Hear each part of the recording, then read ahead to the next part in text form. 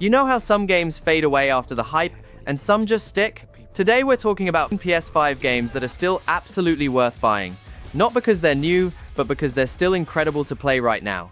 Some of these deliver unforgettable stories, some have gameplay so satisfying you keep coming back, and a few honestly feel better today than when they first released.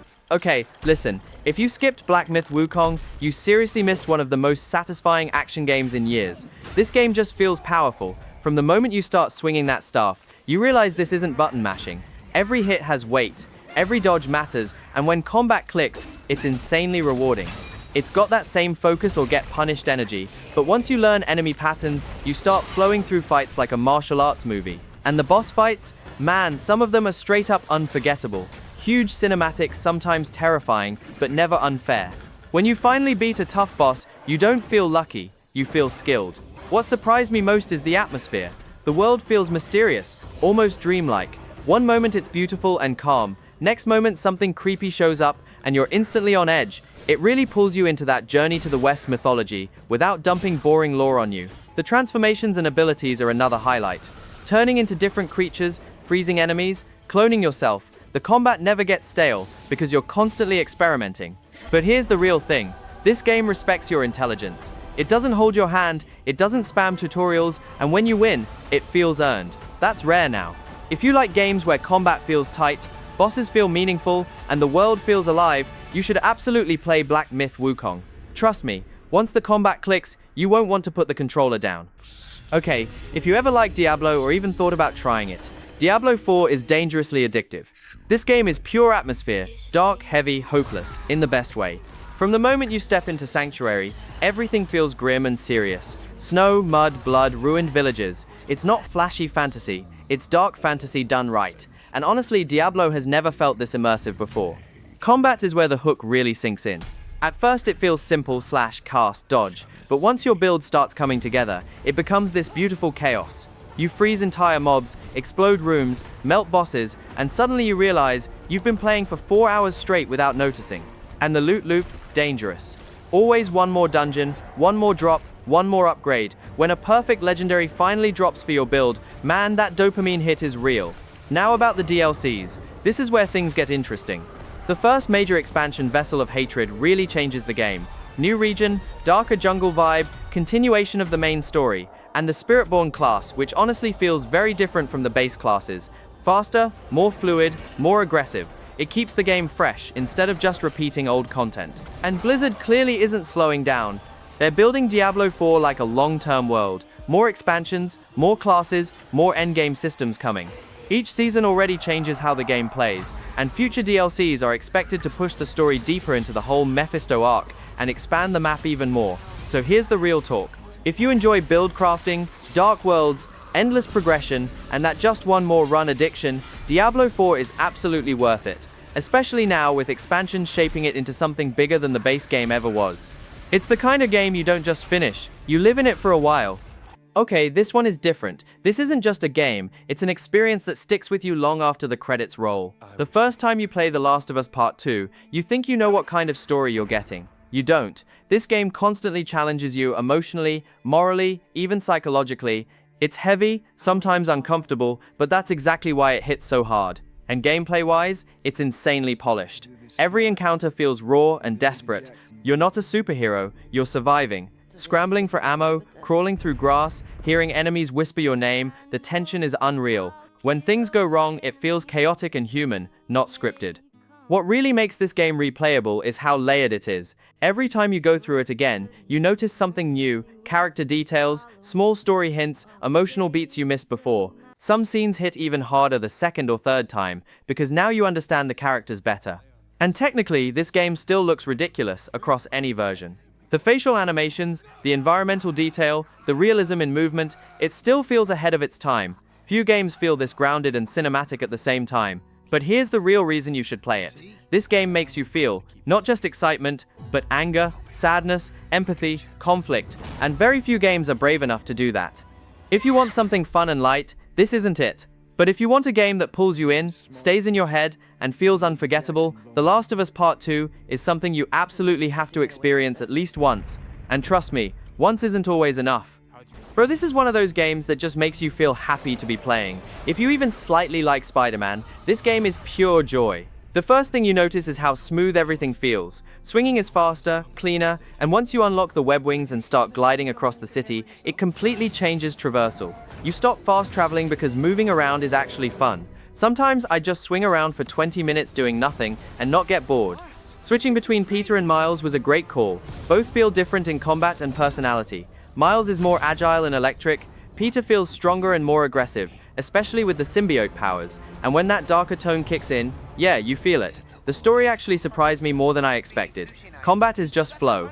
Gadgets, air combos, parries, abilities. Once it clicks, you're clearing enemies like a superhero movie scene. And the boss fights? Some of the most cinematic fights in any superhero game.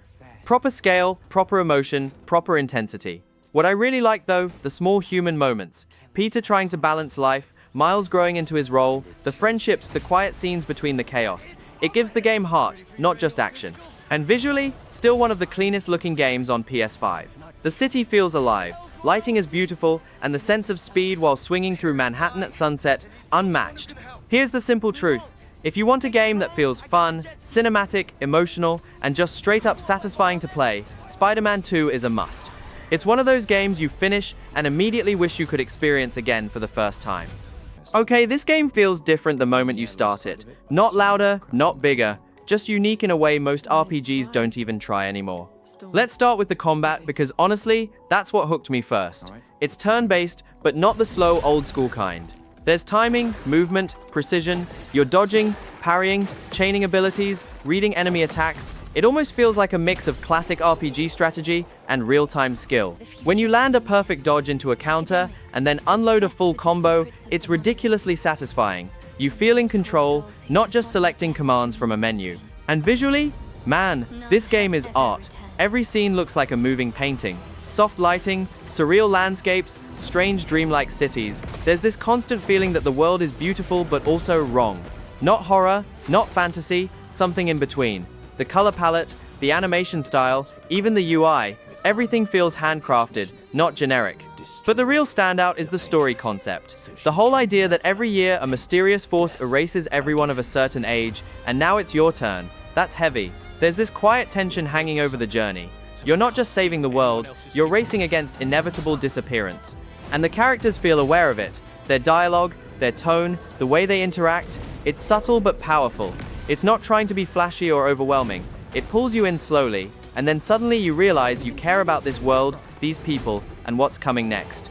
If you're tired of generic RPGs and want something that feels fresh, artistic, emotionally intriguing, and mechanically satisfying, Clair Obscura Expedition 33 is absolutely worth your time. This is one of those games that doesn't just entertain you, it stays with you. Okay, Silent Hill F isn't just another horror game. This one feels unsettling in a deeper way. Not cheap jump scares, real psychological discomfort. First thing, the setting. Moving Silent Hill into rural Japan was a genius move. The fog, the decaying village, the flowers, the slow rot creeping into everything. It creates this strange mix of beauty and horror. Sometimes the world looks almost peaceful, and then suddenly something feels very wrong. That contrast messes with your head. And the tone? Much darker, more disturbing. This game leans heavily into psychological horror, guilt, fear, isolation, identity. The kind of horror that doesn't just scare you in the moment, it lingers after you stop playing. Visually, it's honestly haunting. The environments feel organic, almost alive, like the world itself is rotting or transforming. The creature design too. Not just monsters, but symbolic, uncomfortable, hard to even look at sometimes. Very classic Silent Hill energy, but with a fresh style. What I love most is that it feels mysterious again. You're not fully sure what's real, what's symbolic, what's happening inside the character's mind. The game doesn't rush to explain, and that uncertainty keeps you tense the entire time. If you like the slow, psychological side of horror, the kind that builds dread instead of throwing jump scares, Silent Hill looks like it could be one of the most disturbing entries in the series. Atomic Heart is one of those games that feels weird in the best way possible. Not your typical shooter, not your typical RPG. It's this strange, stylish, chaotic experience that somehow works.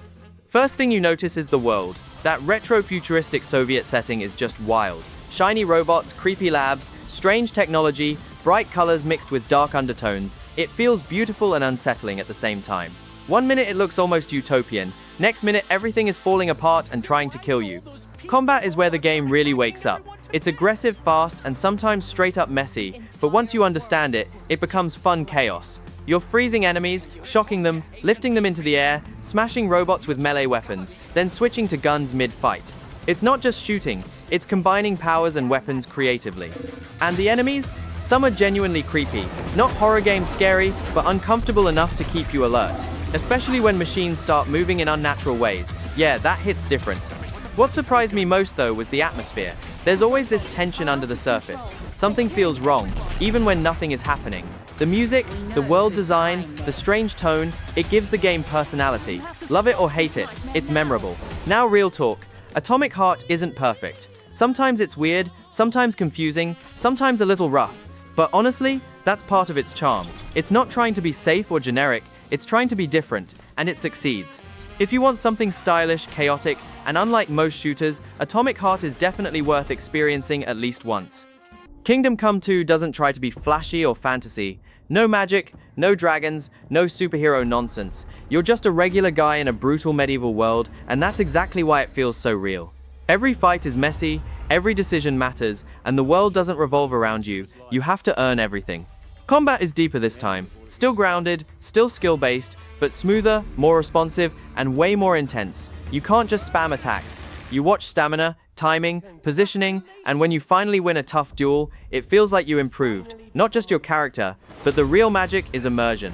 The world feels alive, towns, forests, people, politics, consequences, NPCs remember things, quests don't feel artificial, and sometimes situations don't go how you planned at all. It creates those unscripted moments that feel personal. Henry feels more mature, more shaped by what happened before. There's more emotional weight, more political tension, and you feel like you're part of something bigger, not just running errands for XP. If you want an RPG where you live inside the world instead of just playing through it, Kingdom Come Deliverance 2 is going to pull you in for dozens, maybe hundreds of hours. Okay, this one surprised me. Ark Raiders isn't just another shooter. It's got this tense, survival feel that makes every encounter matter. The world is the first thing that stands out. Post-apocalyptic, machines everywhere, humanity barely holding on, but it's not loud chaos, it's quiet tension. You move carefully, you listen, you stay alert, because danger can show up anytime. Combat feels tactical, not reckless.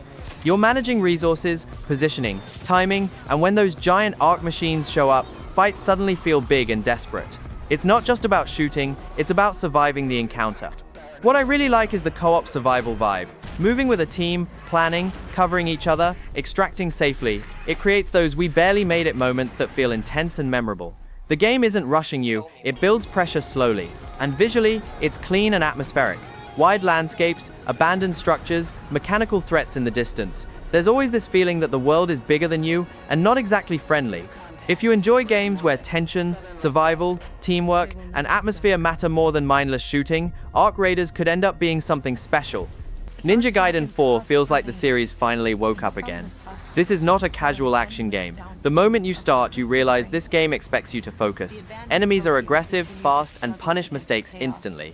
But once you start learning the rhythm, combat becomes insanely satisfying. Dodging at the last second, chaining combos, slicing through enemies clean without taking damage, when it clicks, it feels elite. What surprised me is Yakumo. I thought I'd only care about Ryu, but Yakumo actually brings a fresh style. Faster, more aggressive, different energy.